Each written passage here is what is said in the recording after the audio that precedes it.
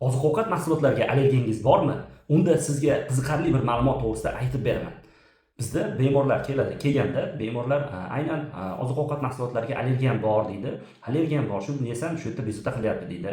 Bizda bitta bemorimizda yaqinda bo'lgan narsa, bemor shu O'zbekistonda yurgan paytida shu oziq-ovqat mahsulotlarida, shu ayrim oziq-ovqat mahsulotlarini yeganda bemorda yo'tal, burun oqishi, aksirish bilan bezovtalik bo'lgan.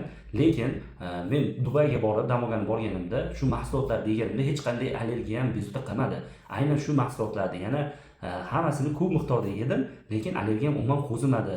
To'xta, bu nimadan? Lekin shu O'zbekistonga kelganimda shu mahsulotlarni yesam bezovta bo'lyapman deb bemor shikoyat bilan keldi. Bemorga keyin biz tushuntirdik.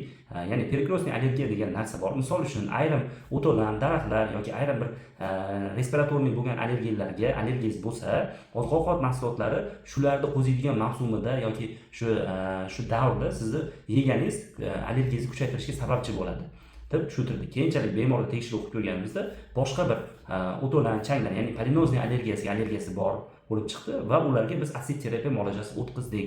Shu bilan keyinchalik bemor hamma oziq-ovqat mahsulotlarini yeydigan bo'lib joyiga kelib ketgan. Sizda ham xuddi shunaqa allergiya, ya'ni oziq-ovqatga allergiyangiz borligi o'ylantirayotgan bo'lsa, tezda allergolog qabuliga borish kerak. Yana bitta narsa borki, to'g'ri, aynan bitta oziq-ovqat mahsulotlariga insonlarda allergiyasi bo'lishi mumkin.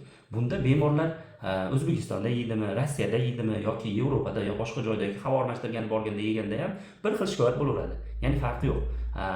Sizda O'zbekistonda yegan mahsulotlaringiz yoki dam olganda havo almashtirgan borganingizda yoki deylik mavsumiy bezovta qilayotgan bo'lsa oziq-ovqatlar, misol uchun men faqat bahorda yesam shu mahsulotda allergiyam qo'ziydi, qishda yesam bezovta qilmaydi degan bo'lsanglar, bunda ham boshqa allergiyan yotgan bo'lishi mumkin. Shuning uchun bemalol qabulga kelib, ko'rinib, tekshirtirishingiz mumkin. Allergiya qiynayotgan bo'lsa, tezda qabulga keling. Qanaqadir savollaringiz bo'lsa, bemalol kommentariyada yo'llashingiz mumkin.